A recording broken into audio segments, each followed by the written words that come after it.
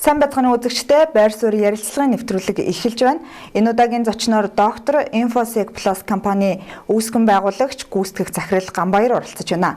За энэ удаагийн бидний ярилцах сэдэв бол хэмэл оюун ухаан ба кибер аюулгүй байдлын талаар ярилцахаар байгаа.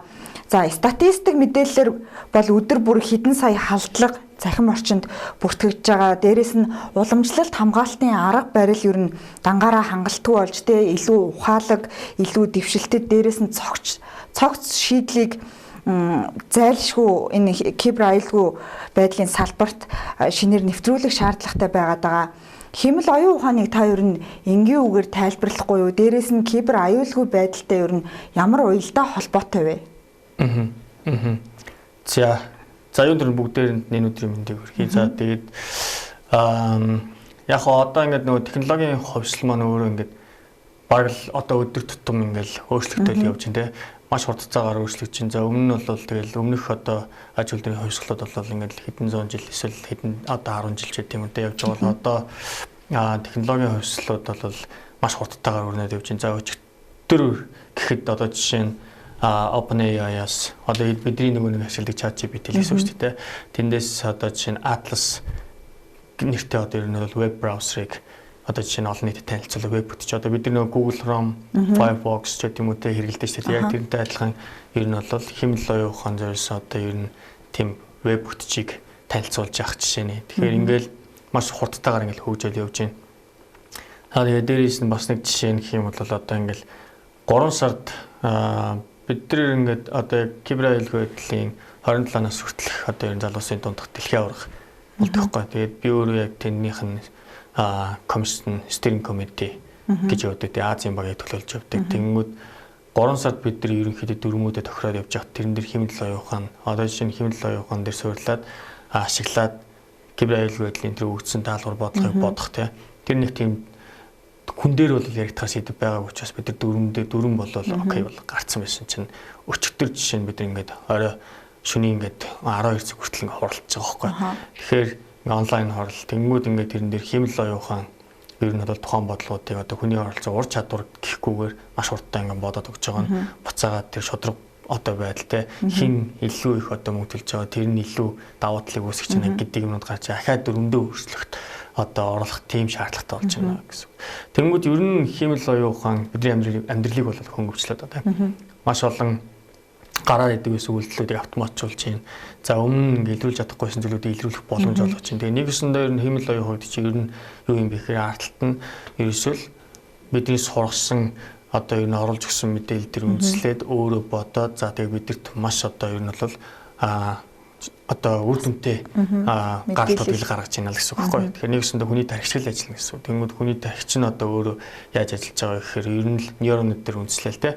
За тэнгүүтээ бодож байгаа шүү дээ бид нар өөрсдөө бодоод шийдвэр гаргаж байгаа. Яг тэрнтэй адилхан хэмэл оюун ухаан маань яах вэ гэхээр өгсөн мэдээлэл төр үндэслээ бодоод шийдвэр гаргаж байгаа л гэсэн үг. Тэгэхээр одоо жишээ нь бидний үүдэх чинтэй дуу бичүүлж байгаа гэдэг юм уу.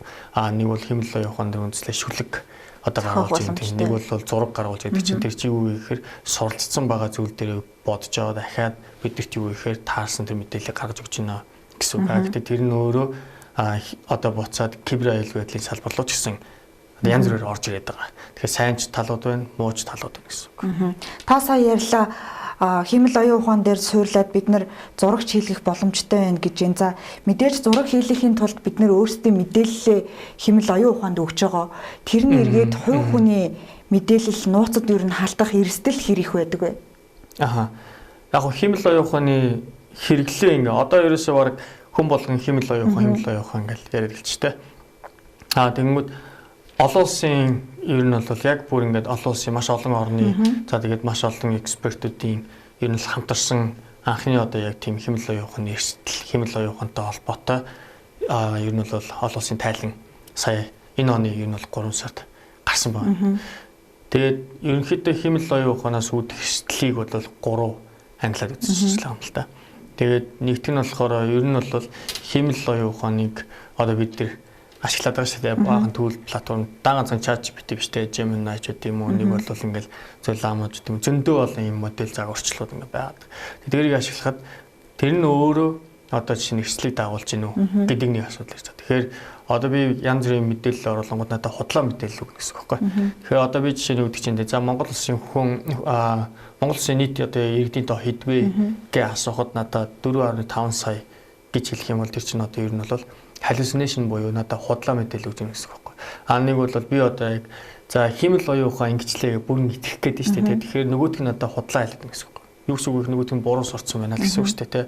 Тэгэхээр жоохон одоо чинь багаас нь хэдүүлээ буруу юм заагаад гэх юм бол буруу сурна гэсэн үг шүү дээ.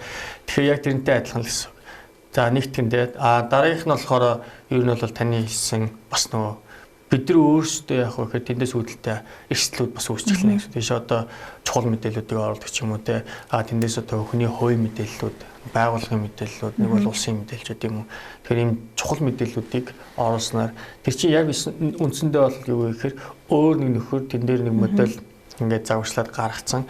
Тэрэн дээр нь бид нар ер нь бол хэрэглэгч байдлаар явж байгаа гэсэн үг байхгүй. Тэгэхээр бид нар яг тэр одоо жишээ нь бид нар OpenAI гэдэг компанид итгэхгүй юу гэдэг юм баггүй. Google гэдэг компанид итгэхгүй юу гэдэг л юм ахад яригдж байгаа шүү. Мэдээж дараагийн нэг зүйл нь болохоор ашиглахтаа бас мөн адилхан бид нар зөв ашиглаж байгаа юу гэдэг ойлголт дахиад гарч ирнэ гэсэн. Одоо жишээ нь хамгийн энгийн жишээ нь бид нар ChatGPT өдөр болго ашигладаг те. Тэнгүүд ChatGPT рүү оронгууд юм чи ингээд таны ингээ оруулсан мэдээллийг ирээдүйд танд ингээд мэдээлэл гаргаж өгөх болон бусад одоо ингээд хүмүүс мэдээлэл гаргахтаар би загвараас суралцахад одоо ингээд ашиглах гэдэг тийм сонголт байгаа байхгүй. Тэгээ дефолтоор буюу одоо яг анхны тохиргоо төр чинь ингээд тэгнэ гэдэг. Тэрийг нь бид нар мэдгүйгээр ингээд орж оруулаад яана гэдэг чинь ер нь бол бид нар өөрсдийнхөө хувийн мэдээллийг хэн нэг нь бас эндээс ингээд сайн сураарай гэдэг өгөөд байна л гэсэн үг байхгүй. Тэгэхээр тийм эрсдлүүд байна. Тэгээд дээрээс нь дараагийн өшөө олон зөндөө олон эрсдлүүд байна. Химэл оюун ухааныг ашиглаад одоо жишээ нь fraud, заллин үлдэх ч гэдэг юм уу, кибер халдлага хийх ч гэдэг юм уу. Энэ дээр үндэслээд одоо жишээ нь бид нар янз бүрийн одоо identification bypass хийдэг ч юм уу. Одоо жишээ нь иргэний үнэмлэгч гэдэг юм уу эсвэл ямар нэгэн чухал бичиг баримтыг химэл оюун ухааныг үндэслээд яг үнэн юм шиг гаргах ч гэдэг юм. Fabricated material гэж байна те. Нэг иймэрхүү байдлаар тэгэхээр маш олон эрсдлүүд байгаа. Химэл оюун ухааныг ашиглахдаа бид нар ер нь маш тэр өгөгдсөн мэдээлэл дээр маш цензуртэй хандах хэрэгтэй юм байна тий. Одоо үзэгчдэд гэж хандаж хэлэхэд шууд химэл оюун ухаанаар одоо бүтсэн зураг ч юм уу тий. Химэл оюун ухаанаар бүтээгдсэн тэр мэдээлэл сошиалд харахж байгаа зүйл дээр бид нар цензуртэй хандах хэрэгтэй гэж ойлгож болох уу? Тий. Ер нь бол одоо бидний ашиглаад байгаа чинь ер нь бол Gen AI буюу ер нь generative AI. Тэнгүүд яаж ажилладаг вэ гэхээр ерөнхийдөө ингээд бүх өгөгдлүүдийг токен болгочдөг. Tokenization буюу токен болгоод ингээд ашиглана гэсэн. Тэнгүүд ер нь бол магадлал дээр суурилна гэсэн. Би эхний токен оруулангууд энэний дараагийн токен юу байж болох вэ гэдэг ер нь бол таадаг гэсэн. Тэнгүүд одоо жишээ нь I love гэдэг шүү дээ. Тэнгүүд араас нь за I гэдэг токен, U гэдэг токен. За тэнгүүд би одоо энэний араас юу байх вэ гэдгийг боддог гэсэн үг байхгүй. Тэнгүүд U I love you гэдэг юм одоо би чамд хайртай гэдэг чамд гэдэг үг нь орох магадлал хамгийн өндөр байна л гэдэг юм гарч ирдэг байхгүй. Тэнгүүд би нөгөө Gen AI чинь надаа юу гэхээр ерөөсөө I love you гэдэг юм ил гаргаж өгсөн байхгүй. Санаа нь болохоор ерөөсөө магадлал дээр суурилж байгаа гэсэн. Тэгэхээр энэ магадлал маань өөрөө яг үнэн гэсэн үг биш шүү дээ. Байж магадгүй, байхгүй ч магадгүй гэсэн зүйл учраас энэ маань бидэд яг үнэн мэдээлэл гаргаж өгч нүггүй юу гэдэг дээр заавал нөө баталгаажуулах хэрэгтэй болж эхэлдэг гэсэн үг. Химэл оюун ухааныг бид нар яг ашиглаж байгаа ч гэсэн химэл оюун ухаанаас өгөгдөж байгаа өгөгдөл нь монгол хүний сэтгэлгээ те бидний өдөр тутамдаа ашигладаг тэр үг хэллэгээр мэдээж тэр цаанаасаа тийм програм болохоор бидний яг энэ амьдарч байгаа орчин нөхцөлд бас яг ижлэгэн сэтгэж гаргаж ирэхгүй байгаа. Тийм болохоор үзэгчд болон хэрэгжилж байгаа хүмүүс ер нь хэрсэг байх хэрэгтэй болж байна те. Тэгээд ер нь энэ өнөөдрийн нөхцөлд химэл оюун ухаан кибер орчныг ер нь хэрхэн өөрчлөөд байгаа юм болоо? Яг технологийн хувьд бол даваа талууд маш их үүсэж байна. За тэгээ бид нар нөгөө талдаа болохоор бас эрсдлүүд бас үүсэж байна. За яг хэдүүлээ угаасаа өнөөдрийнхөө нөгөө яг сэдвийн хүрээнд буюу кибер аюулгүй байдал гэдэг сэдврүүгээ оруулаад аваад үзэх юм бол хоёр талтай. Тэгэхээр одоо бид нар нөгөө юу ярьдэн штэ те. За юу цөм гэдэг одоо ярьлаа те. Тэнгүүд бид нар одоо жишээ нь тэрийг ашиглаад яах вэ гэхээр цөмийн станц хийж болно. Тэр нь одоо бидэрт бол маш одоо үр дүнтэй гэж болно. Нэг бол нөгөө талдаа цөмийн живсэг хийж болно гэдэг ч юм уу те. Тэгэхээр чинь юм хоёр талтай байх гэдэг шүү дээ те. Тэгэхээр хиймэл оюухан гэсэн яг адилхан тим болчиход байгаа. Тэгэхээр нөгөө талдаа юу гэхээр кибер халдлага одоо үйлдэж байгаа гэдэг. Бидний хэлж сурснаар бол хакер те. Эдгээр хүмүүс маань болохоор юу гэхээр хиймэл оюуханыг ашиглаад яг гэхээр маш хурдтай ажиллах боломжтой болсон. Тэгэхээр юу гэхээр нөө хийдэг таскуудыг бүгдийг автоматжуулах. За бүр ингээ автомат байдлаар хиймэл оюухан дээр суурьсан халдлагууд ингээ үлдээд ингээ нөгөөдг нь ингээ өөрөө ажиллаад явж идэг байдлаар хийх ч гэдэг юм те. Өмнө нь одоо жишээ нэг хортокод програм хангамж. За одоо бидний хэлж сурснаар бол вирус гэсэн үг байхгүй. Тэгэхээр вирусыг одоо нэг вирусыг ер нь бол хийхэд гардаг байсан хугацаа одоо хэдэн зуун дахин багассан гэдэг ч юм те. Тэгэхээр өмнө нь бол нөгөө яг туршлагатай хакер маань бол тухайн вирус дээр ажилладаг байсан хугацаанд багассан гэсэн үг байхгүй. Код өчгт дээр одоо жишээ нь хакерууд одоо жишээ нь exploit буюу одоо яг нөгөө нэг эмзэг байдлыг ашиглаад хийж байгаа халдлага дээр одоо бичиж байгаа код моч гэдэг юм те. Энийг бол маш хурдтай бас хийх боломжтой болсон. Одоо бид нар хамгийн энгийн жишээ нь ChatGPT гэж оронгууд бидний одоо яг төлбөр төлөөд ашигладаг $20 ч юм уу те. Төлөөд ашигладаг дээр нэмэлтээр дахиад Corex дээр буюу одоо ингээд код ер нь бол гүйцээж өгөх кодн дээр ингээд туслах тийм одоо ер нь бол нэмэлт боломж нь ахиа ороод ирнэ гэсэн. Тэнгүүд бидний юу гэхээр за ийм код энийг гүйцээ гэхэд ер нь бол гүйцэнэ л гэсэн үг байхгүй. Тэгэхээр ийм чадварууд нь маш сайн өссөн. Тэнгүүд дан ганцхан одоо бидний амьдралд ChatGPT гэж байгаа л Gemini гэж байна. Тэрнтэй адилхан underground AI гэж байдаг. Тэгэхээр одоо жишээ нь Worm GPT ч гэдэг юм уу те, Fraud GPT ч юм уу те. Тэгэхээр нөгөө хакеруудын ашигладаг одоо хиймэл оюухан дээр суурилсан одоо төлөвлөд гэсэн үг байхгүй юу платформ. Тэгэхээр эдгээр маань өөрөө яах вэ гэхээр мөн адилхан халдлага хийхэд бас ингээ өргөн ашиглагтаад ингэ явж байгаа. Тэгэхээр энэ маань нэг талтай бол маш одоо эрсдлийг дагуул шинэ эрсдэлтэй болоод байна тий. Яг үнэ. Нөгөө талдаа хиймэл оюуханыг бид нар хамгаалах талаас аюул байдлыг сайжруулах те халдлагыг илрүүлэх, буцаагаад таслан зогсоох, мэдээлэл хариу үзүүлэх энэ одоо ер нь бол процесс дээр хиймэл оюуханыг бас мөн адилхан ашиглаж болно. Тэгэхээр одоо уламжлалт одоо ер нь бол арслууд маань бол ямар нэгэн байдлаар паттерн буюу ер нь нэг хэв шинж дээр үндэслээд нэг ийм тодорхой юм байх юм бол энийг халдлага гэж үзнэ гэд. Тэгмүүд одоо болохоор хиймэл оюухан дээр одоо жишээ хэдүүлээд жишээ аваад гэх юм бол те. За маа байгууллага руу одоо жишээ нь орж байгаа хүмүүс одоо жишээ нь ийм хүмүүс байх юм бол ер нь бол манай байгууллага биш шүү гэдэг юм. За одоо юу гэдэг чинь те. За хурууны эгээр ч юм уу царай таних тийм эсвэл нэг тиймэрхүү байдлаар ч юм. За эсвэл зүгээр ингээд орж байгаа зүгээр хянаал байж идэг гэж харуул те. Тэнгүүд одоо өмнө нь болохоор бид яадаг юм хэрэг. За нэг юм тодорхой за жишээ нь улаан күртэгтэй байх юм бол ч юм уу те. Энийг манай байгууллага оруулахгүй шүү. Энэ биш шүү гэж үзэн шүү гэдэг ч юм уу те. Тэнгүүд тэрийг bypass хийх боломжтой байдаг гэсэн юм. За окей, улаан күртээ заавал өмсгүйгээр орчих гэдэг ч юм уу те. Иймэрхүү. Тэнгүүд одоо болохоор хиймэл оюуханыг ашиглаад болохоор бид behavior буюу шин чанар дээр үндэслээд бид нар яах вэ гэхээр юу нормал буюу одоо хэвийн юм бэ гэдгийг сургаж чадах юм бол юу хэвийн бус юм бэ гэдгийг илрүүлэх боломжтой болж эхэлж байгаа гэсэн юм. Тэнгүүд одоо нөгөө яах вэ гэхээр өөрсдөө нөгөө технологи маань яах вэ гэхээр өөрөө тэрэн дээр бодож эхэлнэ гэсэн.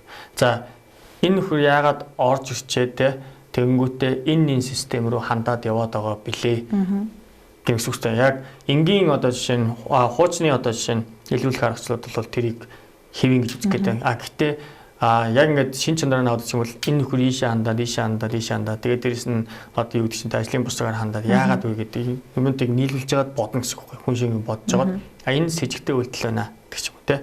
Нөгөө талаас халдлага илрүүлэх одоо тэр шийдлүүдийг маш хурдтай болгох. Мөн адилхан бид нар нөгөө автоматжуулах те. За тэгээд гараар идвэс одоо шинэ маш их хэмжээний ийм лог ч юм уу те. Одоо энэ бүртгэлүүд ороод ирэх юм бол тэрэн дээр бид нар яах вэ гэхээр мөн адилхан анализ. За энийг төлөв шилгээ хийгээд өгдөгөө. Тэгээд дээрэс нь ахаа баахан ингээд тайлан байлан бичгтээ самрыг гаргах маргах. За ингээд аюул байдлын өрн чи зөндөө юм хийж. Тэнгүүд за эндээс ингэж байгаа дүншлэгээ хийгээд энэ дээр ингээд самрыг гаргаад репортоо иймэрхүү загвартаар ингэж гаргаад хаа гэдэг ч юм те. Ажлыг маш хөнгөн гэж болгож гэж байгаа гэсэн. Тэгээ нөгөө талдаа болохоор ахаад дээрэс нь хиймэл оюухантай холбоотой давуу талууд аюул байдал дээр зөндөө үүсэж байна. Хиймэл оюухан өөрөө ер нь кибер халдлагын зэвсэг болж хувирах эрсдэл байгаа болов уу? Тийм эрсдэлтэй. Ер нь бол тийм эрсдэл одоо яг тэр олон улсын тайлан дээр бол тиймэрхүү эрсдлүүд мөн адилхан гарч байгаа. За тэгэнгүүт нэг том одоо ер нь бол зүйл гарсан нь болохоор одоо биологийн одоо цөмийн жившиг цөмийн жоох тийм биологийн жившиг гэсэн үг байхгүй. Хим биологийн жившгийг ер нь бол хэрхэн бүтээх вэ гэдэг дээр туршилт хийсэн байгаа байхгүй. Тэгэнгүүт ер нь химэл оюун ухаан дээр суурилсан модулууд яг тэрийг одоо хэрхэн хийх вэ гэдэг бүр яг дараалтаа степ степээр ингээ гаргаж өгөө те. Тэнгүүтээ ингэж явна гэдгийг энгийн экспертээс илүү ингэж гаргаж өгсөн тийм туршилтууд бас хийгдсэн байна.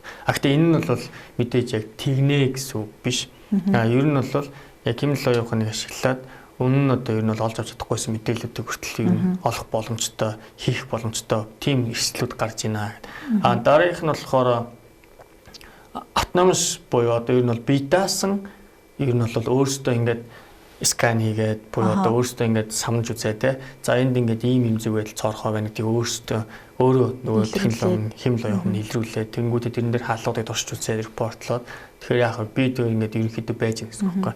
Тэгвэл надад шууд репортлдог ч юм уу те. Иймэрхүү байдлаар мөн адилхан зэвсэг болж ингэж ашиглаж байна. Тэгэхээр маш хурдтай болж эхэлж байна гэсэн. Тэгэхээр иймэрхүү хэлбэрээр бүр том эрсдлээрээ ч гэсэн гарч ирж байна. За тэгээд дараагийн нэг эрсдэл нь болохоор химэл оюун ухаан дээр суурилсан misinformation болон disinformation гэдэг ойлголтоо. Тэгэхээр дэлхийн хэмжээний эрсдлүүдийг ингээд дэлхийн эдийн засгийн формоос ингээд гаргаж авч жил болгоо. Тэнгүүд одоо чинь нэгт нь болохоор одоо юу гэдэг чинь те за дэлхийн цаг угаарын одоо огцом өөрчлөлт ч гэдэг юм те. Иймэрхүү ингээд эрсдлүүд байсан бол өнгөрдөг жилийн одоо ер нь 24 оны репортер, жилийн репортер ингээ аваад үзэх юм бол химэл оюун ухаан дээр суурилсан худал мэдээлэлтэй. Энд чинь нөгөө 24 он чинь нөгөө айгүй олон сонгуул улс нийт ингээд одоо ер нь дэлхийн даяар ингээ болсон дээ. Тэгмүүд химэл оюун ухаан дээр суурлаад нөгөө гүтгэгч байд юм одоо худал мэдээлэл тараах. Энд чинь өөрөө маш том эрсдлийг дагуулад эхэлж байгаа гэсэн. Яг үний юм шиг те. Олон улсын тайлан гарсан гэдэг чинь ер нь олон улсын тайланд манай улс гадны орнуудтай харьцуулахад ер нь химэл оюун ухааны энэ хөгжлөөрөө ч юм уу ер нь хаах нь явна. Тэгэд ер нь яг олон улсад ер нь энэ кибер аюулгүй байдлыг ер нь хэрхэн хангадсан болоо хамгаалдсан бол. Яг хоёр одоо нөгөө өөр топик сэдвэл болох гэдэг юм гэсэн үг шүү дээ. Яг кибер аюулгүй байдлын хүрээнд бол мэдээж маш олон одоо шин төрлийн хаалгууд гарч ийн, шин төрлийн одоо технологиуд гарч ирж байна. Энэтэй холбоотой эрсдлүүд үүсэж байна гэл ингээл явж байгаа. Тэгээд энэтэй холбоотой зохицуултууд ингээл нэмэл гараал ингээл явж байгаа. За олон улсад бол нөгөө аль улс вэ гэдгээс хамаарал янз бүрийн байдалтай явж байгаа. За тэгмүүд Монгол улсын хувьд бол одоо 22 оноос эхлээд нөгөө кибер аюулгүйн тухай хууль, хүний хувийн мэдээллийг хамгаалах тухай хууль ч гэдэг юм уу те. Иймэрхүү ингээд нөгөө зохицуултууд нь ороод ингээд яваад одоо нэг үе бодвол нэг жижигхэн урагшаа ингээд яваад эхэлж байгаа байхгүй. Тэгэнгүүт хүн болго одоо ер нь кибер аюулгүй байдал, мэдээллийн аюулгүй байдал те. За ер нь миний мэдээлэл эсвэл манай байгууллагын мэдээлэл хэр үнцэнтэй юм бэ гэдгийг нэг жоохон ч ойлгож эхэлж байгаа гэсэн байхгүй. Тэгээ эрсдлээ ч гэсэн бодож эхэлж байгаа гэсэн. Тэгэнгүүт нөгөө талдаа химэл оюун ухаан гэдэг зүйл сүүлийн ерөөсөө 3-4 жил дотор маш хурдтай ингээ яригдаад одоо өнөөдөр бол ерөөсөө өдөр тутамдаа бид нэг ингээ ашиглаад эхэлж байна те. Тэгэнгүүт бидний хувьд бол энэ маань дөнгөж нөгөө хэрэглээ. За тэгэнгүүт бусад орнууд болохоор энэ дээр зохицуултууд одоо оруулаад эхэлж байна. Химэл оюун ухаан дээр ямар зохицуултууд байх вэ? Химэл оюун ухаан дээр үндэслээд гаргасан тийм одоо хуурамч мэдээлэл ч юм уу те контент байх юм бол яаж илрүүлэх вэ гэдэг ч юм уу те. Ингээл янз бүрийн зохицуултууд ингээ хийгээд эхэлж байгаа. Тэгвэл үүнтэй холбоотойгоор одоо чинь Европын холбооны акт гардаг ч юм уу те. Тэгэнгүүт Америкийн нэгдсэн улс одоо NIST гэдэг ер нь бол фреймворкууд гардаг. Тэрэн дээр одоо жишээ нь үүдэх чинь те. За химэл оюун ухаан дээр үндэслээд эрсдлийн удирдлагыг яаж хийх вэ? Химэл оюун ухаанаас үүдэх эрсдлүүдийг яаж тооцоод яаж эрсдлийн одоо хариу аргамж авах вэ? Байгууллага дээр яаж тэрийг буулгах вэ гэдэг бүтэц стандарт төр гэдэг ч юм уу те. Гайдлайн зөвлөмж байдаг ч юм уу. Иймэрхүү байдлаар ингээ гараад явж байгаа. Азийн одоо яг хэд хэдэн орнууд одоо Солонгос ч гэдэг юм уу, Японч гэдэг юм те. Тэгэнгүүт манай Монгол улсын хувьд болохоор одоо яг энэ маань өөрөө дөнгөж бид яг ингээ хэрэглээд ер нь юу юм бэ гэдгийг ингээд ойлгож эхэлж байгаа байхгүй. За мэдээж энэтэй холбоотой технологийн хэд хэдэн компаниуд Монголд бас ингээд химэл оюун ухаан дээр суурилсан. Одоо бид нөгөө чимээгээ гэж мэдэн шүү дээ. Тэгэхээр иймэрхүү ингээд шийдлүүд ингээд гараад явж байна. Одоо яг яригдж байгаа нэг юм нь болохоор химэл оюун ухааны стратеги, үндэсний хэмжээний стратеги ер нь бол боловсруулагдаад одоо удахгүй батлагдах баг. Хууль бодлогын хүрээнд ер нь зохицуулалт хийж байгаа гэсэн. Тэгмээд юун төрөнд нөө улсын хэмжээний стратеги гаргаад эхлэх юм бол түүнтэй холбоотой зохицуултууд нь за тэгээ ер нь бид нар яг цааш тэр нь яах вэ? 5 жилийн дараа ер нь бид нэр хаана хүрэх юм гэдэг нь тодорхой болоод эхэлнэ гэсэн үг байхгүй.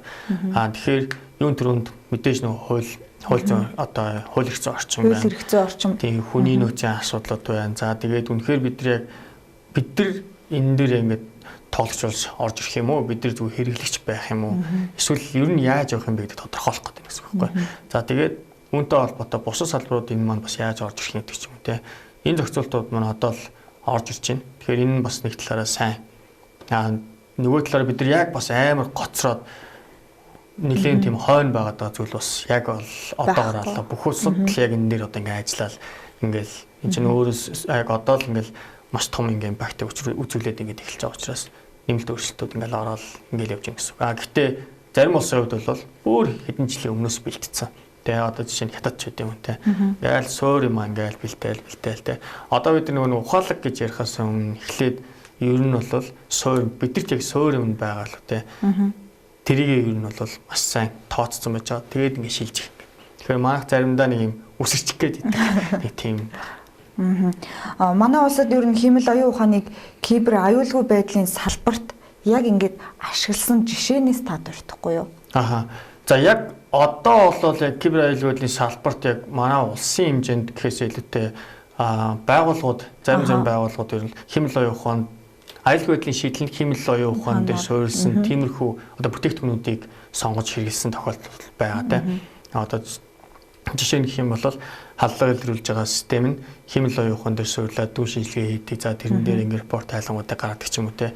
Иймэрхүү шийдлүүд байна. Тэрнээс бид нар болохоор яг өөрсдөө яг хэмэл оюун ухааны кибер аюулгүй байдал дээр ингээд оруулж ирээд за тэнгууд тэрэн дээр ингээд бүтээгдэхүүн болгоод ингээд нэг бол шийдэл болгоод гаргаж байгаа тийм зүйл бол яг одоогоор бол дандаа туршилтын хүрээнд л одоо ер нь бол явж байгаа. За тэгээд миний сонсохны бол нэг 2-3 тийм шийдлүүд бас яригадад явж байгаа. Тэнгүүд за жишээ нь за нэг болонгууд одоо жишээ нь шинээр гарсан халдлага зөрчлийн одоо ер нь шинэ төрлийн халдлагууд болон тэрнтэй холбоотой мэдээлэл маш олон их сурвалжуудаас цуглуулж аваад тэрэн дээр дүн шийдлэгээ хийгээд за манай байгууллага ийм чинь гэдгийг сурчингуудаа яг за манад тохирсон яг шинэ манайх руу байж болох шинэ халдлага нь энэ юм байна шүү. Тэгэхээр энэ дээр үндэслээд хамгаалалтаа хийгэрээ гэдэг мэдээллийг гаргадаг ч юм уу те. Иймэрхүү хөөрхөн бас шийдлүүд ер нь яригадад явж байгаа. Тэрнээс бид нар одоогоор бол яг бас хэрэглэгч явж байна. Хэмэл оюун ухаан кибер аюулгүй байдлын чиглэлээр ер нь манай улс хэрхэн мэрэгжилтэн бэлтгэж байгаа бол хэр ер нь та тэр талаар ярихгүй юу? Яг ер нь хэрэглээ шаардлага нь энэ хүмүүсийн хэрэглээ шаардлага тулгамдж байгаа асуудлын нэг болж байгаа болов уу?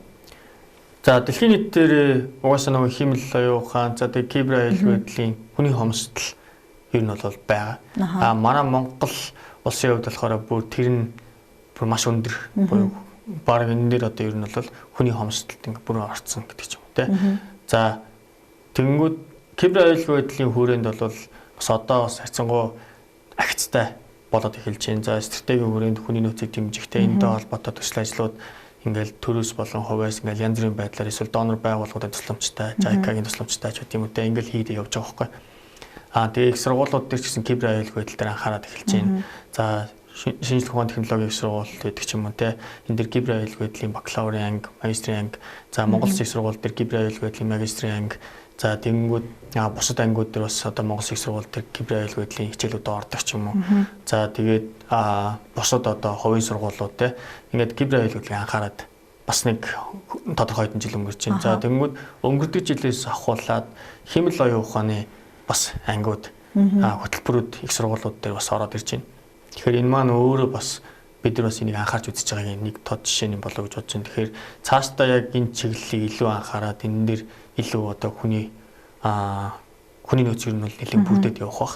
За тэгмэд хэмэл оюун ухааны ангиуд ер нь бол нэгдээд эхэлсэн гэсэн үг. Яг хүний нөөцгийн туйлаа сэдв рүү орсных ер нь хэмэл оюун ухаан бий болоод тэгээ ямар нэгэн мэрэгжилдэр ч юм уу энэ хүний нөөцийн асуудал тулгамдах юм шүү дээ тий. Одоо гэхэд хэвлэл мэдээлэл дээр яриг гэлтэхэд тоймчиг заавал бит хүн хийгээд байх шаардлагагүй хэмэл оюун ухаанаар бүтээсэн хүн хийж болж юм. Гэт ингээд янз бүрийн энэ ажлын байран дээр тий яг хүний нөөц ингээд дутагдах эрсдэл ер нь хүмүүс бий болчихоо дэ гэдэг бас айцтай байгаад байна л да. Энэ тал дээр та ер нь байр суурийг илэрхийлэхгүй юу? Санаа болохоор нөгөө нэг ажлын байрыг хэмэл оюухан оролцох үдээ. Тийм, оролцох үдээ тийм. Зөв. Яг тийм эрсдэл бай. Гэхдээ яг тэр нь болохоор одоогоор бол судалгааны хүрээнд ч гэсэн яг бодит биш. За миний хувийн бодол ч гэсэн ер нь бол энэ яг тийм том эрсдэл одоогоор бол биш. Яагаад тэгэхээр хэмэл оюуханыг одоо жишээ нь ашиглая гэх юм бол тэр хүн тэрийг өөрөө мэддэг байх хэрэгтэй болчихсон. Тэгэнгүүт тэрийг мэддэг хүн харин ашиглах юм бол маш үр бүтээмжтэй л ажиллана. Тэгэхээр хэмэл оюуханыг ашиглаж чадна гэдэг нь өөрөө тэр сэдвийг бас маш сайн ойлгодог байх хэрэгтэй болж таарах гэдэг байхгүй. Жишээ нь гэх юм бол одоо би жишээнтэй нэг өөрийнхөө одоо жишээ нь мэдгүй хаа байсан мэдгүй ангаахын салбарын юмыг одоо би хэмэл оюуханаас асууя л та. За окей. За тархины мэс заслыг хийж байна те. Ийм онцтой. За одоо яах вэ гэхэд нөхөр ингээл баахан ингээл хариулт хэлж шүү дээ. Би тэрэн дээр одоо яах вэ? Энэ яг зөв юм уу, буруу юм уу би мэдэхгүй болж хэлж байгаа юм байна. Тэгвэл аюулгүй байдлын талаар те. За би одоо ингээ аюулгүй байдал дээр яг ийм асуудалтай болчлоо. За энэ дээр ингээд надад нэг дүнжлэг хийгээд өгөх. За энийг ингээд эндээс ингээ одоо ер нь бол дүнжлэг хийх хэмжээ шүү оруулангууд надад ингээд нэг хариунд өгнөд үрдэнгүүд тэрийг би харах юм бол ангаахын хүн одоо аюулгүй байдлын хүн аснаас арай илүү мэдэх гэдэг шүү дээ. Тэгэхээр юу гэхээр тухайн сэдвээ маш сайн мэддэг байх юм бол хэмэл оюухан таны ажлыг илүү хөнгөвчлөнө л гэсэн илүү үр дүнтэй үр бүтээмжтэй байх тэр шин туслана. Тэрнээс яг ажлын байрыг авах дээр болвол яг тэрийг бол би яг миний хувийн бодол бол яг одоогор тийм том эрсдэл бол үүсэхгүй гэж хараад. Тэгээд дээрэс нь Монгол улсын хувьд бол илүү бид нар илүү нөгөө нэг энийг одоо эргээр зөв ашиглах боломжтой гэж хараад байгаа. Одоо жишээ нь байгууллагууд дээр одоо очингууч ингээл кибер аюулгүй байдлын ажилтан гэдэг юмгууд ер нь байгууллагад IT гэл нэг л хүн байж идэгтэй. Ер нь за яг их байгууллагууд дээр. За том компаниуд бол бүтэн багтаа гэдэг ч юм те тусдаа ингээд өөрөөр хэлбэл. Тэгэнгүүт тэр нэг хүн ер нь бүгдийг чаддсан юм шиг болчих гээд байдаг шүү дээ те. Тэгэхээр одоо жишээ нь кибер аюулгүй байдал гэл тэгэнгүүт дотроо маш олон салдаг байхгүй. Тэгэхээр нэг сэдв биш чинь маш олон ур чадвар шаардсан бүтэн баг ажиллаж авах хэрэгтэй. За тэгвэл окей би ерөнхийдөө бүх юм мэддэг байх юм бол хэмэл оюуханыг ашиглаад бусад тэр нэг өөрөөр рол юмнуудыг бас хийхэд надад илүү дөхөн болно л гэсэн үг. Тэрнээс бүтэн орлож чадахгүй л гэсэн үг байхгүй. Хэмэл оюуханыг ер нь бид нэр цаашдаа ашиглахын тулд төрөөс таны хувьд яг энэ салбарт мэрэгжиж байгаа мэрэгжилтний хувьд хэлэхэд төрөөс ер нь ямар бодлого хэрэгжүүлэх ёстой байгаа. Ер нь судалгаанууд дээр харахад бол манай эрх зүйн орчин бүрдээгүй ямар нэгэн асуудал тулгархад яг хинэн хариуцлага хүлээх гэдэг дээр бол маш маргаантай яваад идэм билээ. Энэ дээр ер нь та төрөөс ямар бодлого авч хэрэгжүүлэх ёстой гэж боддог байна? Яг нэг хэрвээ хүмүүс бас харсан бол хоёр ч тийм том хэрэг болсон. Тэгээ нэг нь болохоор Европ, нэг нь болохоор Америкт болсон байхгүй. Тэгэхээр санаа нь болохоор юу гэхээр одоо өсвөр насны хүүхэд хэмэл оюухан дэсээс одоо ChatGPT ер нь бол OpenAI-ыг эцэг эхчүүд нь болохоор шүүхдэг гэсэн байхгүй. Тэгэхээр санаа юу болсон бэ гэхээр ер нь бол өсвөр насны хүүхдүүд хэмэл оюухан дээр одоо ингээд харилцаж юм гэж ярьсаар байгаа.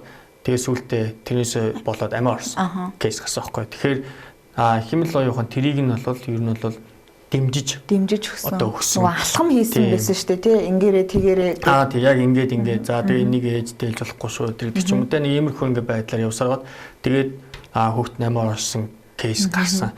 Тэнгүүд яг энэ дээр таны саяны асуулт ер нь бол гарсан гэсэн. Энэ дээр хэн хариуцлага хүлээх юм те? Маад их зүйн орчны зохицуулт байгаагүй болохоор төр хүлээх юм уу? Нэг бол энэ дээр нөгөө тэр одоо модельээс OpenAI энэ дээр хариуцлага хүлээх юм уу? Эсвэл нөгөө хүүхдэд одоо ер нь бол хүүхдээ одоо хэн чаддаггүй эцгийг хүлээх юм уу? Эсвэл хүүхд нь өөрөө хариуцлага хүлээх юм уу? Тэр одоо юу хийж байгаагаа ер нь бол өөрөө удирдаагүй гэдэг утгаараа гэдэг ч юм уу те. Тэгэхээр ийм нэг юм асуудлууд маш их гараад ирсэн. Тэнгүүд Монгол улсын хувьд болохоор одоогоор бол бидэрт яг тийм тодорхой гараад энэ чинь нөгөө нэг хэрэглээч ингэ явж байгаад тэнгүүд тэндээс эрсдлүүд гарч ирээд за тэнгүүд ийм байсан байж тээ гэж явна шүү дээ. Тэгэхээр одоогоор бид нар ер нь бол бусад улсаас юм суралцах байдлаар за тэгээд үүнтэй холбоотойгоор л одоо ажиллаж эхэлж байгаа гэсэн шүү дээ. Тэгэхээр үүнтэй холбоотой төрөөс хийх юм нэгд төрчин өөрөө ер нь бол чиглүүлэхтэй. За ийм бүр бодлогоор хангах том зургаараа л явна шүү дээ. Тэнгүүд нэгд болохоор нөгөө стратеги энэ одоо яригдж байгаа зүйлүүдэд батлах. За тэгээд энэний хүрээнд нөө тавигдсан зорилтуудынхаа одоо ажлуудыг чиглүүлж хийх те тэрэн дээр ер нь бол шийдвэрүүдийг гаргаад явах. Мэдээж яг гүйцэтгэл дээр нь бол аль болох хувийн хвшилтэйг хамтраад явах. За тэгээд иймэрхүү зохицуулалтаар хангах дээр тэр маш чухал үүрэгтэй гэж бодож байгаа. За тэгээд дараагийн нэг зүйл нь болохоор энэ компанид ажлууд бас хийгдэн. Тэгэхээр нийт иргэд одоо иргэдийн нэг одоо ер нь бол захим ур чадвар гэдэг юм байна шүү дээ. Энэний хүрээнд бид нар одоо урд нь бол ингээд захим ур чадвар гэхээр арай нэг өөр ойлголтууд яваад тест. Одоо болохоор захим ур чадвар дотор ч ахаад нэг кибер аюулгүй байдал гэж юу юм бэ гэж үзсэн. Хэмэл оюун ухааны эрсдэл нь юу, хэмэл оюун ухааны юу нь яаж ашиглах юм ингээл нэмэгдээл яваад байгаа байхгүй. Тэгэхээр мэдээж тэрэн дээр бас яах вэ гэхээр оруулж өгөхтэй чиглүүлж өгөх. Нийт иргэдтэй ер нь зориулсан байдлаар одоо аюулгүй байдлыг яаж хангах юм бэ? Энэ дээр яаж зөв зохистой хэрэглэх вэ гэдэг зүйлийг бас явуулах нь чухал гэж байна. Одоо ингээд өнгөрсөн сонгуулиудаар гээд анзаархад нэг хэмэл оюун ухааныг ашиглан маш хүний нэр төрд халтсан тийм зураг, видео, эвлүүлгүүд маш их явсан л та. Ер нь энэ хэмэл оюун ухаан хөгжих тусам хүний эрх зөрчигдөх эрсдэл нэмэгдэж байгаа болов уу? Тий. Нэмэгдэж байгаа. Нэмэгдэл явах. Тэгээд түрүүний хэлсэн ер нь бол нөгөө misinformation болон disinformation төрлийн одоо юу байж болно, текст байж болно, зураг байж болно, видео бичлэг байж болно, тий. Voice байж болно. За тэгэнгүүт яг одоо жишээ нь ийм юутай холбоотой, контенттой холбоотой бүр хамгийн эвгүй жишээ нь болохоор за саяхан би нэг жижүүд болсон өмнө Солонгост болсон ер нь бол хэмэл оюун ухаан. За тэгээ ер нь бол нөө үндэстэн дамсан зохион байгуулалтын гэмт хэрэгтийг нь хэмэл оюун ухааныг хэрхэн ашиглаж байгаа талаар тийм 7 хоногийн тийм хурал воркшопт очиод ирсэн байхгүй. Тэрэн дээр одоо жишээ нь Интерпол тэгэл ингээл төрөл бүрийн ингээд байгууллагаас ирж байгаа. Тэнгүүд тэн дээр гасан нэг одоо жишээ нь том жишээ нь болохоор юу гэхээр scam center байгаа байхгүй. Тэгэхээр хүмүүс рүү одоо чиглэсэн байдлаар яг ингээд voice ингээд хийдэг те. Уцаар ярингууд яг цаана хүн ярьж байгаа юм шиг ингээд ярьдаг. Тэгээд дээрээс нь ингээд бүх юм ингээд яг юм бодит юм шиг те. За вебсайт та бүх юм заартай те. Тэгээд дээрээс нь ингээд хүмүүсийн зураг мөр ингээд яг л бодит юм шиг. За тэгээд очингуудаа ер нь бол цаашгаа хүний найманд ингээд аваа явцсан team case байгаа байхгүй үндэстэн дамжсан ингээд. Тэнгүүд юу гэхээр тэр чинь өөрөө бүр дараагийн түвшинд очсон мэн гэсэн үг шүү дээ. Тэрнээс гадна дахиад маш том одоо жишээ нь ингээд англи компани Хонконгд одоо байдаг салбар дээр яг ингээд видео кол хийж байгаа байхгүй. Ингээд тэнгүүд юу гэхээр нөгөө видео колын цааталт нөгөө яг байгууллагын удирдлагууд нь байгаа юм шиг байдлаар ингээд хийгдсэн. Гэхдээ яг үнэндээ тэрээс нь болоод маш их хэмжээний ингээд доллар ингээд шилжүүлсэн. Тэгэд ийм том асуудал гардаг те. Тэгэхээр манад яг одоо яг тэр нь одоо шинэ нодлон одоо сонгуул Монголын үеэр гарч ирсэн одоо тийм контент жоохон болох тий. Яг харахаар яхахгүй ингээд хэмэл оюухан дэше байлц тий. Одоо тэр маань илүү сайжраад байгаа хөөх. Тэгэхээр ингээд сураад нь шүү дээ. Энд юмад сураад ингээд сайжраад илүү ингээд адванс болоод. Тэгэхээр энэ маань өөрөө маш том эрсдлийг ер нь дагуулад эхэлж байгаа гэсэн. Тэгвэл энэ чинь нөгөө түрүүний бас ярьсан нөгөө хүний одоо хувийн нууцтай privacy нэр төр бүх юмд ингээд халдах боломжтой болчихж байгаа хөөх. Одоо жишээ нь зүгээр энгийн жишээ нь те бид нэг ингээд Facebook дээр ингээд оронгууд за би нэг сүүлд нэг одоо ингээд жишээ ингээд хараалгам л та. Тэгэнгүүт хүмүүс ингээд нэг юм зураг ингээд өгчөнгүүтэй нэг юм групп байгаад байгаа. Зураг янзалдаг групп ч юм те. Тэгэнгүүт Facebook групп. Тэгээд тэн дотор ингээд хүмүүс ингээд өөрийнхөө зургийг оруулангуудаа энийг тийм болгоод өгөөч гэл. Хүмүүс доор нөгөө prompt дээр бичсэн ингээд үр дүнгууд ингээд гаргаал ингээд чи яагаад юм гэхээр одоо би жишээ нь өөрийнхөө ингээд зургнууд ингээд Facebook дээр ч юм уу ингээд энд ингээд YouTube дээр ингээд бичлэгнүүд ч юм уу те voice-ууд ингээд явж байгаа шүү дээ.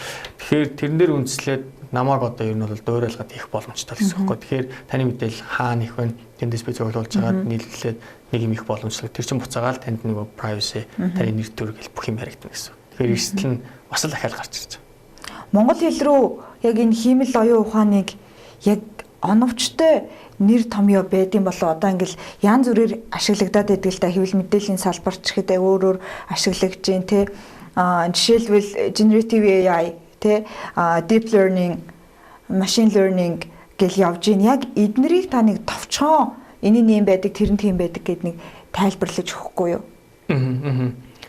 Яг одоо яг бид нар нөгөө хэмэл оюун ухаан л гэдэг байна шүү дээ. Тэнгүүд одоо болохоор тэрнээс гадна дахиад одоо бусад ойлголтууд дөнгөж саяны таны хэлдэгтэй одоо жишээ нь машин learning гэх машин сургалт гэл тэнгүүд deep learning те ер нь монголоор орчуулахдаа гүнзгий сургалт гэж орчуулдаг шүү. За тэгээд artificial intelligence гэдэг юм хэмэл оюухан те AI гэж хэмэл оюухан гэж орчуулдаг. Тэгээд ингэүүд идэх чинь хийж байгаа юм л одоо Gen AI гэдэг ч юм уу AI гэдэг ч юм уу те тэнгүүд идэх чинь нөгөө нэг түрүүн би нөгөө Gen AI-ыг хальт тайлбарстай. Ерөнхийдөө энэ маань өөрөө таамаглах байдлаар ингээд явдаг те. Тэнгүүд одоо шинэ машин сургалт гэдэг тэнгүүд машин бид сургаж байгаа байхгүй. За окей. Энэ бол те ингээд улаан өнгөтэй бөөрөнхий тэгээд ийм энийг бол тэгээд алим юм шүү.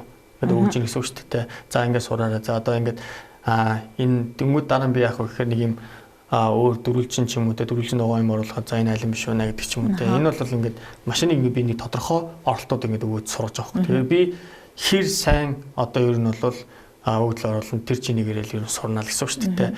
Тэгмэд одоо цаашлаад ер нь яаж юм гэхээр миний ингээд оруулсан юм дээр яг хөө өөрөө бодож эхлэн гэсэн үг байхгүй. Тэнгүүд за одоо хэдүүлээ ингэж бодож шүү дээ. За одоо ингээд за энэ бол ингээд морь юм гэл те.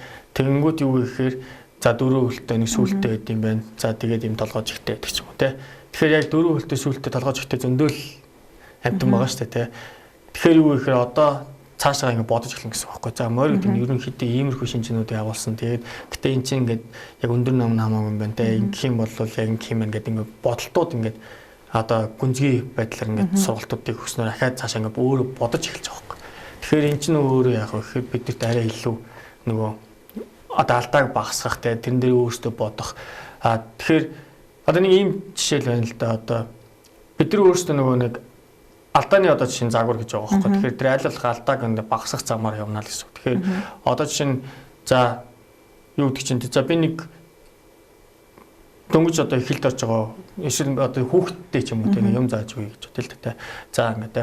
За аавд одоо энэ бол те ер нь бол ингээд одоо юу гэдэг чинь шүдээ угаахгүй байна. За энэ бол яг тийм одоо ингээд одоогийн байдлаар том алдаа шүү те. Окей гэж яг угаадаг болчихно. Яг хэлжлээ те. Тэнгүүд маа хөхт одоо ингээ юу гэдэг чинь та юу шал өөр одоо буруу зуршил руу ингээ ороод ах юм бол тэр чинь том алдаа болох гэдэг шүү дээ. Тэнгүүд одоо бид нар нөгөө загварыг сургахтаа тийм гэсэн үг. Алдаа гаргаж явах юм бол том алдаа авах юм бол буюу алдааны төв функц нь том алдаа гаргаж явах юм бол тэрийг багасгах замаар явна. Жижиг алдааг бол яг гэхээр шууд дор үгүй ер нь бол ингээд их нодод явж болно гэдэг юм. Тэгэхээр бид нар нөгөө алдааны загвар дээрээс сурлаад ахаал цаашаа сайжруулаад явдаг гэсэн. За тэнгүүд нөгөө ер нь гол ялгаанууд нь ерөөсөө машин сургаж чинь за тэгээ гүнзгий байдлаар ингээ тооцоололт хийлгэж чинь за тэгээ дээрээс бодоод яг үнэндээ өөрсдөө ингээ сайжруулад өөрийнхөө орсон одоо ингээ тэр эргэлтүүд хийж чаад илүү ингээ сайжруулад үр дүн гаргаж байгаа гэдэг ч юм уу.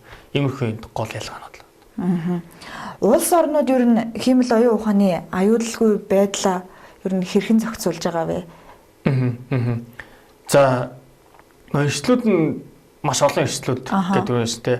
Тэгвэл үүнтэй холбоотой ер нь бол зохицуултууд бас муудлан гараал явж байна. Тэгээд түрүү хэлсэн одоо жишээ нь эрсдэлтэй холбоотой хэмэл оюун ухаан дээр суурилсан одоо жишээ нь хэмэл оюун ухааны байгууллагын хэмжээнд ашиглаж байгаа болол гэдэг ч юм уу. Эсвэл ямар нэгэн байдлаар ашиглаж байгаа бол гарах эрсдлүүд нэг ингэж өдөр дэшээ үүддэг ер нь зөвлөмж одоо фреймворкууд гардаг ч юм уу. За хэмэл оюун ухаан дээр одоо жишээ нь хэмэл оюун ухааны одоо тул платформ ингээд яаж байгаа бол үүнээс үүдэлтэйгээр одоо чинь контент би одоо тэрэн дээр одоо чинь би нэг зураг ч юм уу бичлэг ингээд яаж байгаа бол энэ дээр заавал ингээд таних тэмдэг ер нь бол Mac digital Mac ер нь бол үлдээ шүү гэдэг ч юм уу те ингэснээр энэ хэмэл оюун ухааны бүтээгдсэн юм байна гэдэг дараа нь таних боломжтой болно гэдэг ч юм уу хэрвээ энэ дээр misleading information буюу одоо ингээд буруу ингээд мэдээлэл өгж авах юм бол энэ дээр ингэж явна шүү гэдэг ч юм уу те. За тэгээд хэмэл оюун ухааны платформ гарч байгаа эсвэл түүл гарч байгаа компаниуд дээр айл байдлыг одоо жишээ нь сайн хангана гэдэг ч юм уу те. Одоо жишээ нь OpenAI өөрсдөө яг айл байдлыг хангаагүй болмоос тэн дээр байгаа бүх мэдээллүүдийг эсвэл одоо бидний оруулсан юмдыг ч гэсэн алдвал яах вэ гэдэг асуулт тахгүй. Тэгэнгүүт энэтэй холбоотой зохицуултууд нь бас орж ирж байгаа те. Тэгэхээр иймэрхүү байдлаар явж гин. Тэгээд одоо л нөгөө зохицуултууд нь хийгдээл ингээл сайжраал ингэ явж байгаа болохоор яг Монголтой харьцуулах жоо хэцүү л. Тэгээ Монгол маань одоо яг тэрэн дээр одоо л бас ажиллаад явж байгаа. Энэ хүрээд бидний ярилцах цаг өндөрлөж байна. Бидний урилгыг хүлээж авч манай студид ирсэн танд баярлалаа. За баярлалаа та бүхэнд баярлалаа. Таны ажилд амжилт хүсье. Баярлалаа. Байр суурь ярилцлагын нэвтрүүлэг энэ хүрээд өндөрлөж байна. Бид хиймэл оюун ухаан ба кибер аюулгүй байдал сэдвээр ярилцлаа. Манай зочноор доктор Infosec Plus компани үүсгэн байгуулагч гүйцэтгэх захирал Ганбаяр оролцлоо.